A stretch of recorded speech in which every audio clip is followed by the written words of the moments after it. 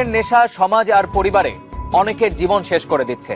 নেশার টাকা জোগাড় করতে গিয়ে কোটি টাকার বাড়ি বিক্রির ঘটনার সন্ধানও যেমন মিলেছে, তেমনি কেউ আবার খুইয়েছেন বিশ্ববিদ্যালয়ের শিক্ষকতার চাকরি। সব সর্বনাশের মূলেই নেশা। আর পরিসংখ্যান বলছে দেশে এখন 90 লাখেরও বেশি মানুষ মাদক সেবনের ফলে অসুস্থ।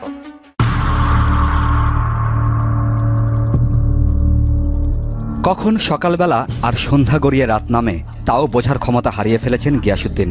টানা 7 বছর মাদক সেবনের পর একসময় তিনি বুঝতে পারেন শরীর, মন, এমনকি পরিবার সবকিছু নষ্ট করে ফেলেছেন। এখন কিছুটা নিজে থেকে তাদের কাছে ক্ষমা চাই আছে আমি, আর এই জন্য তারা একটু আমার অন্য চোখে দেয় আর কি। আমার ওয়াইফ মনক্ষুণ্ণ, কিন্তু ছেলেটা এখনো পর্যন্ত অতটুকু বুঝে উঠতে পারেনি আর কি। গিয়াসউদ্দিনকে স্বাভাবিক জীবনে ফিরিয়ে আনতে পরিবারের পক্ষ থেকে লাখ লাখ টাকা খরচ করা হয়। চিকিৎসা দেওয়া হয় স্থানীয় একটি নিরাময় কেন্দ্রে। 9 মাস সুস্থ থাকার পর সবার অগোচরে আবারও জড়িয়ে পড়েন মাদকে। যখন নেশা করতাম তখন আমার ফ্যামিলির উপর আমি খুব উচ্ছৃঙ্খল ছিলাম আর কি ফ্যামিলিতে। হ্যাঁ, রাগ জিদ সবসময় কাজ করতো। প্রথমবার 4 মাস থাকার পর 9 মাস ছিলাম বাহিরে সুস্থ, তারপর আবার আস্তে আস্তে এর সাথে জড়াবে আর কি। মাদকে জড়িয়ে নিজের জীবনের সব সম্ভাবনা, স্বপ্ন হারিয়ে ফেলেছেন বেসরকারি এক বিশ্ববিদ্যালয়ের সাবেক শিক্ষক আরিফ আহমেদ পলাশ। 2006 সালে অস্ট্রেলিয়ায় পড়াশোনা শেষে MIS ডিগ্রি নেন তিনি। 32 বছর বয়সে দেশে ফিরে যোগদান করেন বেসরকারি বিশ্ববিদ্যালয়ে। কিন্তু হঠাৎ নেশার জগতে জড়িয়ে গেলে শিক্ষকতার মতো মহান পেশা থেকে বিদায় নিতে হয় তাকে। MBA BBA যে মার্কেটিং মেজর ছিল, আপনার মার্কেটিং কভার করতাম। আর হচ্ছে আপনার সিএসসির মধ্যে মূলত আপনার MIS IT যে সেকশনটা সেটা কভার করতাম। আমার সব কিছু ভালো ছিল, নিজে পড়ালেখা করছি, জব করতেছিলাম, শুধু হয়তো খারাপ সময় আমি দোষ দিই মূলত আমার নিজেরে, যে কৌতূহল, যে আমার এই কৌতূহলটা আমি কন্ট্রোল করতে পারিনি, ওই কারণে আমি ল্যাপস করছি। নাহলে তো আমার তো ল্যাপস করার কথা ছিল না। কোনাবাড়ির আমির হোসেন ড্রাইভিং পেশায় আসেন চাচার হাত ধরে। এক পর্যায়ে তিনি জড়িয়ে যান নেশার জগতে। এরপর থেকে পরিবারের প্রতি তার দূরত্ব বাড়তে থাকে। প্রথম অবস্থায় কাজাতে শুরু করি, এইভাবে মনে করেন আস্তে আস্তে আমি মনে করেন যে ফেন্সিডিলে যাই। তো আস্তে আস্তে ফেন্সিডিল ভালো লাগে না, ফেন্সিডিল নেশার তখন পুষে না। হ্যাঁ, তখন আর ভালো লাগে না, তখন আস্তে আস্তে যাই হেরোইন খাইতে এক অবস্থায় মনে করেন আমার ফ্যামিলি সব কিছু মনে করেন যাই ছিল আর কি, তা মনে করেন সব নষ্ট করে ফেলাইছি। এভাবে নেশার পেছনে 15 লাখ টাকা খোয়াবার পর উপলব্ধি আসে পরিবার, পরিজন, বন্ধু বান্ধব কেউ আর তাকে গ্রহণ করছে না। দিন দিন কমে যাচ্ছে শরীরের কর্মক্ষমতা। ধীরে ধীরে অসুস্থ হয়ে পড়েন তিনি। আমি বিয়ে করছি, আমার বাচ্চা হয়েছে, এখন আমার চেষ্টা যে আমি সুস্থ থাকবো। কারণ আমার উপলব্ধি বোধ জাগছে। এতদিন আমি মনে করেন নেশার কারণে ঘুরে পড়ে আমার কোনো কিছু কাজ করে নাই, যে আমার কোনটা করলে ভালো হইবে, কোনটা করলে মন্দ হইবে, এগুলো আমি কোনো কিছু বুঝতে পারতাম না। নেশার জন্য একসময় নিজ দেশ ছেড়ে অন্য দেশে ছুটে যেতেন ফজলে আমিন হ্যাপি। দীর্ঘ 22 বছর মাদক আর নেশার ভয়াবহ জগতে ডুবে থাকার পর একসময় তার মনে হয় হারিয়ে যাওয়া সুন্দর জীবনে ফিরতে হবে তাকে। বাংলাদেশে যখন 1400 টাকা দাম হয়ে গেল ফেন্সিডিলের, তখন আমি করলাম ইন্ডিয়া চলে গেলাম।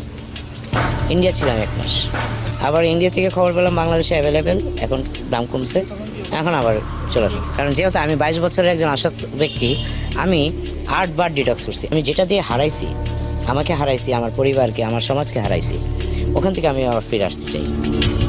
এদিকে মাদকাসক্তদের চিকিৎসার বিষয়ে খোঁজ খবর নিয়ে জানা যায় সরকারিভাবে পরিচালিত প্রধান নিরাময় কেন্দ্রে রোগীদের জন্য শয্যা আছে মাত্র 40টি।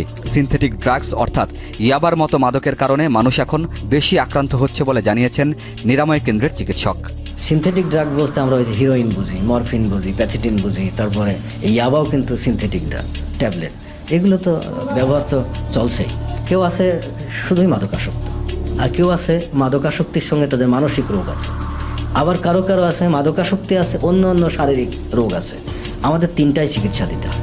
মাদক নিরাময় কেন্দ্রগুলো সরকারি সহযোগিতা ছাড়া কিভাবে রোগীদের সেবা দিচ্ছে তা নিয়ে বললেন এই কর্মকর্তা। নিরাময় কেন্দ্রের যে আইন বিধিমালা প্রণয়ন করা হয়েছে বর্তমান সরকার, এই বিধিমালা অনুযায়ী যেন চলে, যেন কেউ এখানে আর্থিকভাবে ক্ষতিগ্রস্ত না হয়, চিকিৎসা যেন সঠিকভাবে পায়। মহাপরিচালক মহোদয়ের নির্দেশে আমরা তাদেরকে একটা মাদক অধিদপ্তরের আওতাধীন লাইসেন্সিংয়ের সিস্টেমের মধ্যে আনার চেষ্টা করছি। মাদকের নীল দংশনে আজ অনেক পরিবার বিপর্যস্ত। পাড়া মহল্লায় এখন ইয়াবার হাট বসতে শুরু করেছে। মাদকদ্রব্য নিয়ন্ত্রণ অধিদপ্তর ও আইনশৃঙ্খলা রক্ষা বাহিনী যদি নির্মোহভাবে কাজ করে তবে অন্তত ভবিষ্যৎ প্রজন্ম কিছুটা হলেও এই ভয়াবহতার হাত থেকে রেহাই পাবে।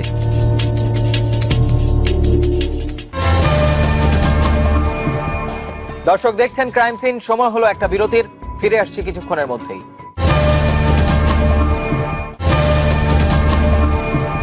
দর্শক স্বাগত আরো একবার, আপনারা দেখছেন ক্রাইম সিন। পুলিশের জন্য যত সুযোগ সুবিধায় বাড়ানো হোক না কেন, এক শ্রেণীর পুলিশ কর্মকর্তা আর সদস্যদের বেপরোয়া কর্মকাণ্ড যেন থামানোই যাচ্ছে না। ঢাকা দক্ষিণ সিটি কর্পোরেশনের পরিদর্শক বিকাশ চন্দ্র দাস এবং বাংলাদেশ ব্যাংকের কর্মকর্তা গোলাম রাব্বিকে নির্যাতনের ঘটনার রেশ কাটতে না কাটতেই ঘটে গেছে আরো একাধিক ঘটনা। এসব ঘটনায় অভিযুক্ত পুলিশ সদস্যদেরকে সাময়িকভাবে বরখাস্ত করা হয়েছে, গঠন করা হয়েছে একাধিক তদন্ত কমিটি। আর একটি ঘটনায় অভিযুক্ত পুলিশ সদস্যের বিরুদ্ধে ফৌজদারি মামলা করার অনুমতি মিলেছে। গত 9 জানুয়ারি রাতে মোহাম্মদপুর তাজমহল রোডে এক আত্মীয়ের বাসা থেকে ফেরার পথে গোলাম রাব্বিকে আটক করে পুলিশ। এরপর তাকে মাদকসেবী বানানোর ভয় দেখিয়ে এসআই মাসুদ শিকদার তার কাছ থেকে অর্থ আদায়ের জন্য মারধর শুরু করেন। প্রচণ্ড পরিমাণে টর্চার করে, যেমন যে এখন আমি মুখ খুলতে আমার কষ্ট হচ্ছে, আমি কথা বলতে পারতেছি না। এমনভাবে এখানে আঘাত করছে, আমাকে কোনো কথাই বলতে দিচ্ছে না। তারপর আমাকে শুরু থেকে সাজানোর চেষ্টা করছে যে আমার মধ্যে বোধহয় গাঁজা আছে, হিরোইন আছে। আসলে আমার কাছে আমি জীবনে কোনোদিন একটা সিগারেটও খাই না। নির্যাতনের এক পর্যায়ে বাধ্য হয়ে রাব্বি পুলিশের জন্য টাকা নিয়ে আসতে তার বড় ভাইকে ফোন করেন। তারপর ঘটনাস্থলে গিয়ে উদ্ধার করা হয় রাব্বিকে। ফোন দিয়ে বলা হয়েছে যে পরিবারের কারোর সাথে যোগাযোগ করে টাকা নিয়ে আসার জন্য। তখন পরিবারের কাউকে ফোন না দিয়ে আমাকে ফোন দেয়। এরপরে আমি আমার ঢাকা বিশ্ববিদ্যালয়ের কয়েকটা ছোটো ভাইকে নিয়ে আমরা ঘটনাস্থলে যাওয়ার পরে দীর্ঘ সময় এসআই মাসুদের সাথে তর্ক বিতর্ক এবং আলোচনার পরে আমরা রাত্র 2:30টার দিকে রাব্বিকে নিয়ে আসি ঢাকা বিশ্ববিদ্যালয়ে। নির্যাতনের খবর গণমাধ্যমে প্রকাশ পাওয়ায় নড়েচড়ে বসে পুলিশের ঊর্ধ্বতন কর্মকর্তারা। অভিযুক্ত এসআই মাসুদ শিকদারকে সাময়িক বরখাস্ত করা হয়। মাননীয় আদালত মন্তব্য করেছে বরখাস্ত ইজ নট এনাফ, আরও অনেক বেশি কিছু করা উচিত। মাননীয় আদালত বলেছে সে একটা ক্রিমিনাল, অভিযোগটাকে এফআইআর হিসেবে দিতে বলছে, এজাহার হিসেবে গ্রহণ করতে বলেছে। এদিকে বাংলাদেশ ব্যাংক কর্মকর্তার উপর নির্যাতনের ঘটনা নিয়ে সারা দেশে যখন তোলপাড় চলছে, ঠিক তখনই আরেক দল পুলিশের নির্যাতনের শিকার হন অপর একজন সরকারি কর্মকর্তা। গত 15 জানুয়ারি ভোরে ঢাকা দক্ষিণ সিটি কর্পোরেশনের ইন্সপেক্টর বিকাশ চন্দ্র দাস কর্মস্থলে যাচ্ছিলেন। এ সময় যাত্রাবাড়ি এলাকায় সাদা পোশাকধারী একদল পুলিশ তার গতিরোধ করে। পুলিশে সিগন্যাল দেয়, উনি গাড়িটা থামায়, ওনার মোটরসাইকেলটা, তাকে এই এসআই আকাশ বাড়ি দিয়ে বসে, লাঠি দিয়ে বাড়ি দিয়ে ফেলে দেয়। বিকাশ চন্দ্র দাস সাদা পোশাকের পুলিশকে ছিনতাইকারী ভেবে নিজেকে রক্ষার চেষ্টা করতে থাকেন। তখন এসআই আকাশ হোসেন তাকে আটক করে। বিকাশ চন্দ্র দাসের পরিচয় জানার পরও তাকে বেধড়ক মারধর করা হয়।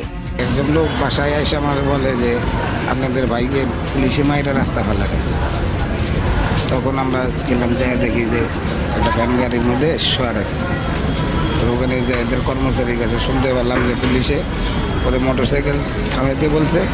তো থামানোর সাথে সাথেই পুলিশের উপরে চড়াও বলছে যে আমি একজন সিটি কর্পোরেশন কর্মকর্তা। কোনো কথাই শুনেনি, না শুনে এর উপরে টর্চারিং শুরু করে দিয়েছে। মারার পর এর কাছে একটা ওয়ারলেস ছিল, ওয়ারলেসটা যখন বেড়ে গেছে তারপরেও মারছে। বিকাশ চন্দ্রের উপর পুলিশের নির্যাতনের খবর পেয়ে তার স্বজনরা ঘটনাস্থলে ছুটে যান। সেখান থেকে তাকে মারাত্মক আহত অবস্থায় উদ্ধার করে প্রথমে ঢাকা মেডিকেল কলেজ হাসপাতালে নেওয়া হয়।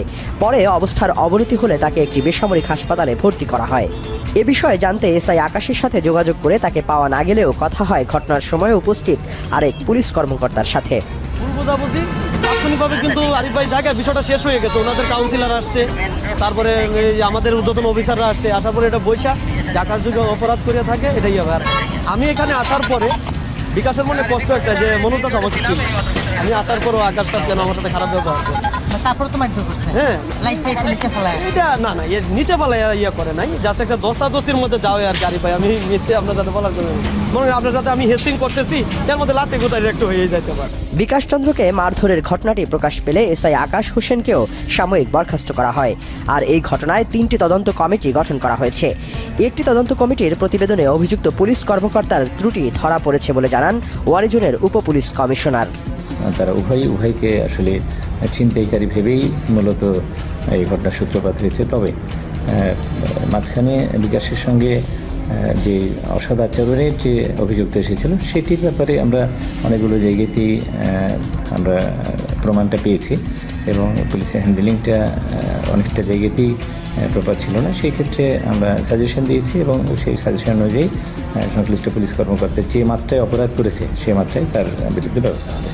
ঢাকা মেট্রোপলিটন পুলিশের সদর দপ্তর থেকে একাধিকবার সাদা পোশাকে পুলিশের অভিযান বা টহল বন্ধ রাখার নির্দেশনা রয়েছে। ডিএমপি হেডকোয়ার্টারের নির্দেশনাকে অমান্য করা প্রসঙ্গেও কথা হয় পুলিশের এই কর্মকর্তার সাথে। পুলিশ হেডকোয়ার্টার থেকে আইজিপি মহোদয় নির্দেশনা দিয়েছেন, অনেকবারই দিয়েছেন এবং ডিএমপি হেডকোয়ার্টার থেকে কমিশনার মহোদয় নির্দেশনা দিয়েছেন এবং সেই ক্ষেত্রে আমাদের জানা মতে সিভিল টিম কোথাও কাজ করছে না। কেবলমাত্র যদি কোনো স্পেশাল অপারেশনের জন্য ডিসির মনিটরিংয়ে এবং ডিসির অ্যাপ্রুভাল নিয়ে যদি কোনো অপারেশন করতে যায় সেই ক্ষেত্রে সিভিল করতে পারবে খণ্ডকালীন সময়ের জন্য এবং সেটাও সেই অপারেশন শেষ হয়ে যাওয়ার পরে সেই সিভিল টিম বিলুপ্ত করতে হবে। শুধুমাত্র ব্যাংক কর্মকর্তা বা ডিএনসিসি কর্মকর্তাই নয়, উত্তরা এলাকায় এক ব্যবসায়ীকে বান্ধবীসহ আটকে মাদকের মামলা দেওয়ার ভয় দেখিয়ে চাঁদা আদায়ের ঘটনায় এক এসআই সহ ৩ পুলিশ সদস্যকে সাময়িক বরখাস্ত করা হয়েছে। ১ ফেব্রুয়ারি রাজধানীর একটি বেসরকারি বিশ্ববিদ্যালয়ের এক ছাত্রীকে হয়রানি ও অনৈতিক প্রস্তাব দেওয়ার অভিযোগে আদাবর থানার এসআই রতন কুমার হাওলাদারকে সাময়িক বরখাস্ত করা হয়েছে। অভিযুক্ত পুলিশ সদস্যর বিরুদ্ধে ভুক্তভোগী নারী আদালতে নারী নির্যাতন আইনে মামলাও করেছেন। নিয়োগ প্রক্রিয়ায় অনিয়মের কারণে পুলিশের বিরুদ্ধে এই ধরনের অভিযোগ উঠেছে বলে মনে করেন ঢাকা বিশ্ববিদ্যালয়ের ক্রিমিনোলজি বিভাগের চেয়ারম্যান অধ্যাপক জিয়া রহমান। রিক্রুটমেন্টের ক্ষেত্রে এসআই এবং আমরা যে কনস্টেবলের ক্ষেত্রে বলি প্রচুর টাকা লেনদেন হয়, ফলে যোগ্য যে লোকজন, যোগ্য যে ব্যাকগ্রাউন্ডওয়ালা যে সদস্য তারা অন্তর্ভুক্ত না হয়ে অযোগ্য লোকজন এই বাহিনীতে অনুপ্রবেশ করছে। তার সাথে যুক্ত হয়েছে একটা পলিটিক্যাল অ্যালায়েন্স, যারাই ক্ষমতায় আসে, ক্ষমতাশালী যারা আছে বাংলাদেশে তাদের মধ্যে একটা ফিউডাল মাইন্ডসেট আছে, তারা একটা নেক্সাস তৈরি করেছে।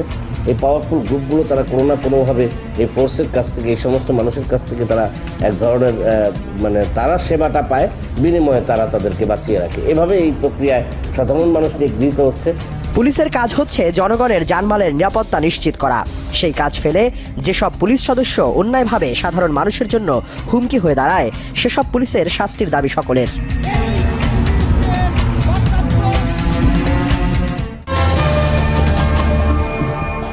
দর্শক দেখছেন ক্রাইম সিন, নিচ্ছি ছোট্ট একটা বিরতি, আমাদের সাথেই থাকুন।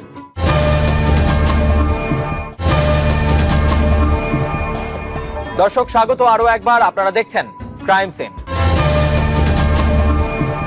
রাজধানীর পর এবার যশোরে টাকা না পেয়ে এক প্রবাসীকে মিথ্যা মামলায় ফাঁসানোর অভিযোগ উঠেছে পুলিশের বিরুদ্ধে।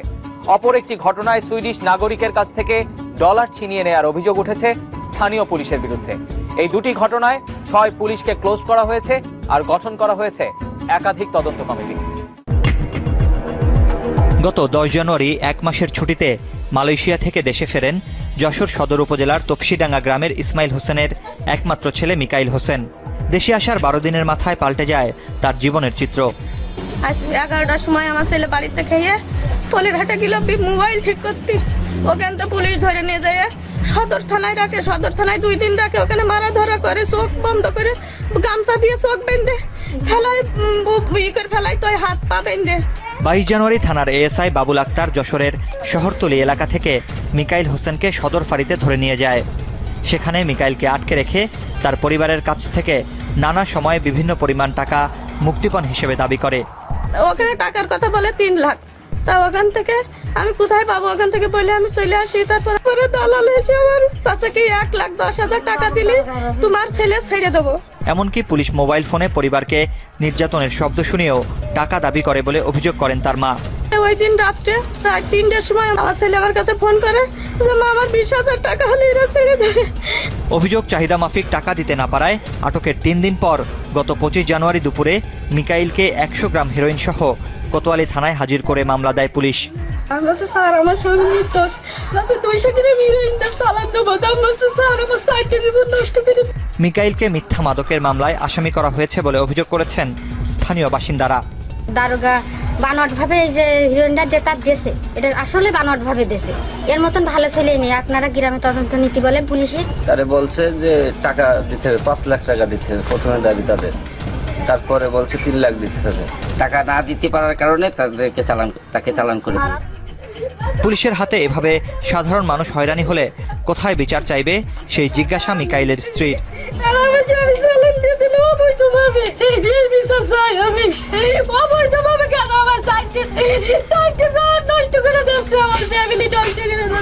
অন্যদিকে যশোর ঝিকরগাছা থানার এসআই এজাজ সহ 5 পুলিশ সদস্যের বিরুদ্ধে সুইডেন প্রবাসী নাগরিকের কাছ থেকে $3000 ছিনতাইয়ের অভিযোগ উঠেছে। গত 28 ফেব্রুয়ারি বিকালে যশোর বেনাপোল সড়কে এই ঘটনা ঘটে। এই ঘটনায় অভিযুক্ত পুলিশ সদস্যদের পুলিশ লাইন্সে প্রত্যাহার করে নেওয়া হয়েছে বলে জানান ঝিকরগাছা থানার ওসি। ওই দিনে ওরা ইন্সপেক্টর ছাড়াই যে চেকপোস্ট করেছে, এরা ঊর্ধ্বতন কর্তৃপক্ষের বৈধ আদেশ অমান্য করার জন্য ওদেরকে প্রত্যাহার করা হয়েছে।